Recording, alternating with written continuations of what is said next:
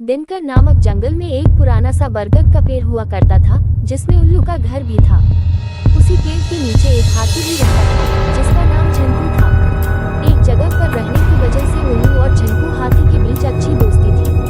एक दिन हाथी सारा दिन जंगल में मस्ती करता था। कभी वो गन्ने खाता, तो कभी अपनी सूंड में पानी भरता और अपने उठकर उल्लू सारा दिन सोता और रात होते ही झंकू के पास जाकर ढेर सारी बातें करता था। ऐसे ही दोनों का समय अच्छे से कट जाता था।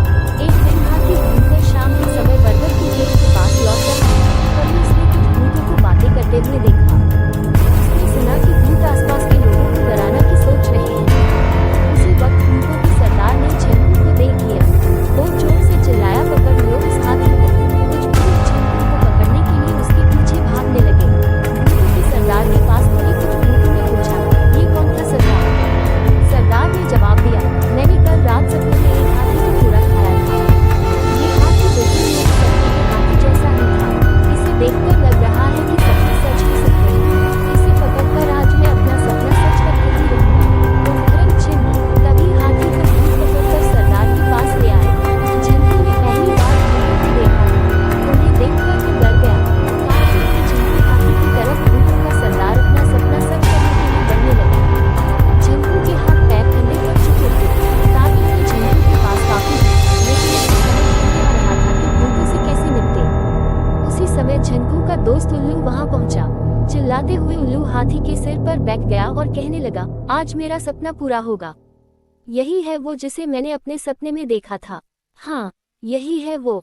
उल्लू की ऐसी बातें सुन भूतों के सरदार ने पूछा, अरे क्या हुआ है तुम्हें? क्यों चिल्ला रहे हो और क्या कहना चाहते हो? कौन यही और कौन सा सपना? जवाब में उल्लू ने कहा कि देखिए, मैंने कल रात सपना देखा था कि मेरी शादी हो गई है।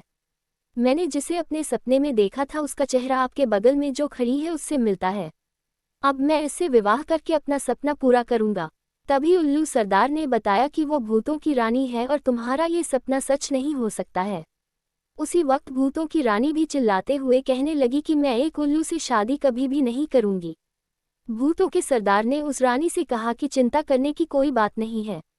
ये है ही उल्लू, इसलिए ऐसी बातें कह रहा है। सपने सच थोड़ी होते हैं। मैंने पिछली रात को सपने में इस हाथी को खा लिया था। सच में थोड़ी मैं इसे खाऊंगा, क्योंकि सपने सच नहीं होते हैं। सपनों को सपना ही रहने देना चाहिए। इतनी बात सुनते ही झंकू तेजी से अपने बरगद के पेड़ की तरफ भाग गया। हाथी के वहां से जाते ही उल्लू ने भूतों के सरदार से कहा, आप लगते तो है उल्लू ही, लेकिन बातें और काम समझदारी की ही करते हैं। मुझे अच्छा लगा आपकी बातें सुनकर। इतना कहकर उल्लू वहां से उड़कर बरगद के पेड़ पर पहुंच गया। अपने दोस्त उल्लू को देखते ही हाथी ने उसे धन्यवाद कहा और उल्लू जोर जोर से हंसने लगा। हाथी ने पूछा, क्या हुआ? उल्लू ने कहा कि मैंने भूत की बातें सुन ली थी। वो तुम्हें अपने सपने की वजह से खाना चाहता था, इसलिए मैंने भी उसे झूठा सपना सुनाकर बेवकूफ़ बना दिया। फिर उल्लू ने हाथी से कहा कि दोस्त, तुम्हें न तो मुझे धन्यवाद कहने की जरूरत है और न ही उससे डरने की। दोस्ती में धन्यवाद की जगह नहीं होती है। तब कहीं जाकर हाथी को राहत की सांस आई और दोनों दोस्त मिलकर भूतों के सरदार की नासमझी पर हंसने लगे।